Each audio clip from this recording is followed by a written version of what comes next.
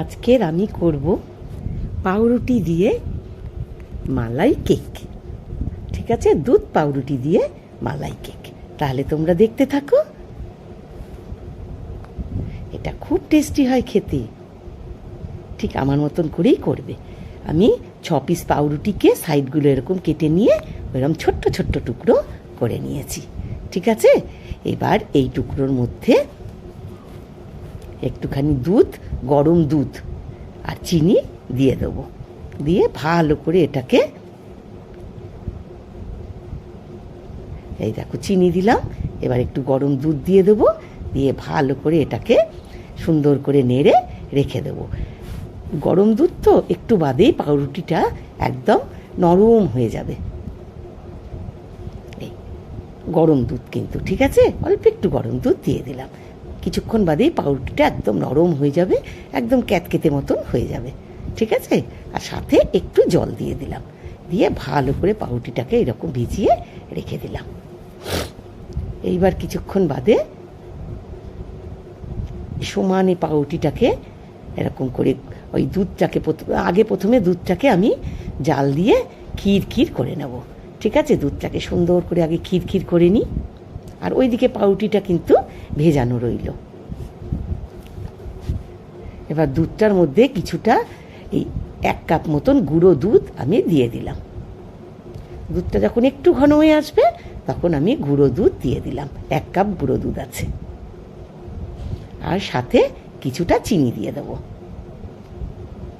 দিয়ে দুধটাকে একদম ক্ষীর করে একদম মালাই করে রেখে দেবো।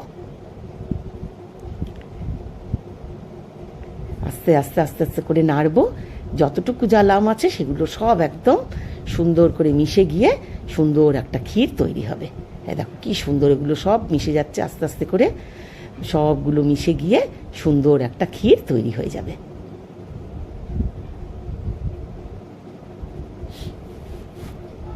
এই দেখো কি সুন্দর ক্ষীরটা তৈরি হয়ে গেছে, সব লামগুলো চলে গেছে।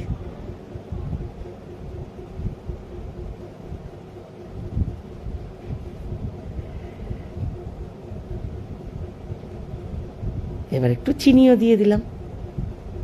সুন্দর করে ক্ষীরটাকে করে আমি সাইডে রেখে দিলাম।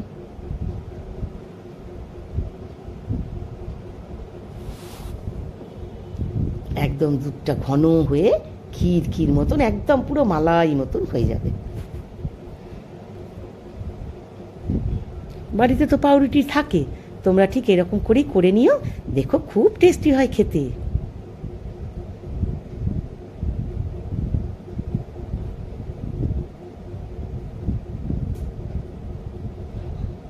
এইবার ওই দেখো পাউরুটিটা কিরম ক্যাতকেতে মতন হয়ে গেছে, দেখেছো? আরেকটু দুধ দেব। দুধ দিয়ে আরেকটু ওই মালাই থেকে আরেকটু মালাই দিয়ে দিলাম। ঠিক আছে, দিয়ে আবার ওইটাকে খুব ভালো করে নাড়বো। নেড়ে নেড়ে নেড়ে নেড়ে একদম পুরো মিশে যাবে।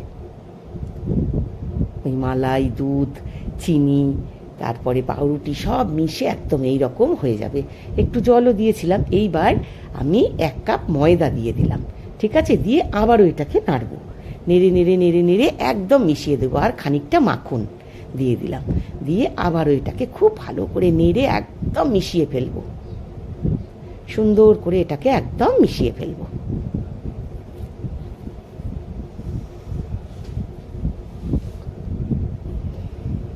সুন্দর করে এটাকে একদম মিশিয়ে ফেললাম।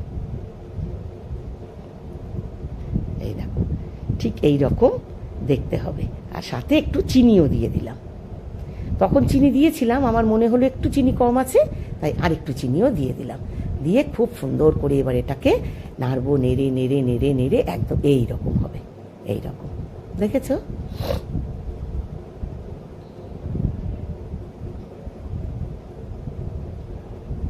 ঠিক এই রকম দেখতে হবে।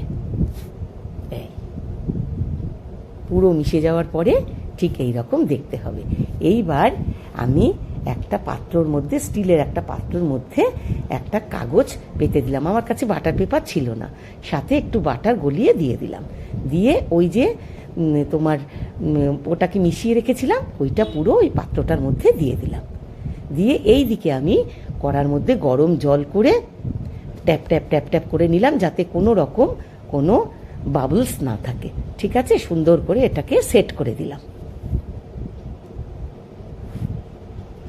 এবার কড়ার মধ্যে জল ফুটছে, একটা স্ট্যান্ড দিয়ে, লোহার একটা স্ট্যান্ড দিয়ে ওই কেকটাকে বসিয়ে দিলাম,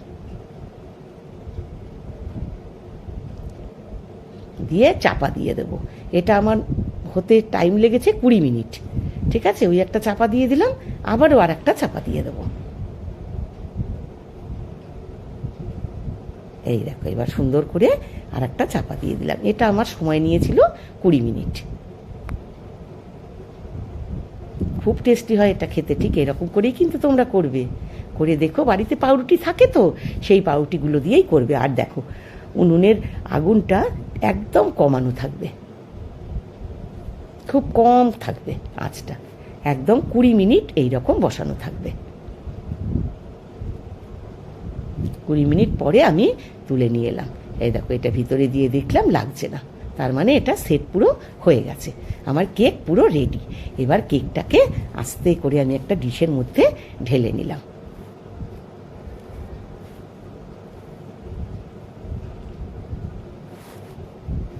কেকটা খুব নরম হয়েছিল একদম। আর ওই ক্ষীরটা কেকটার উপরে দিয়ে দিলাম।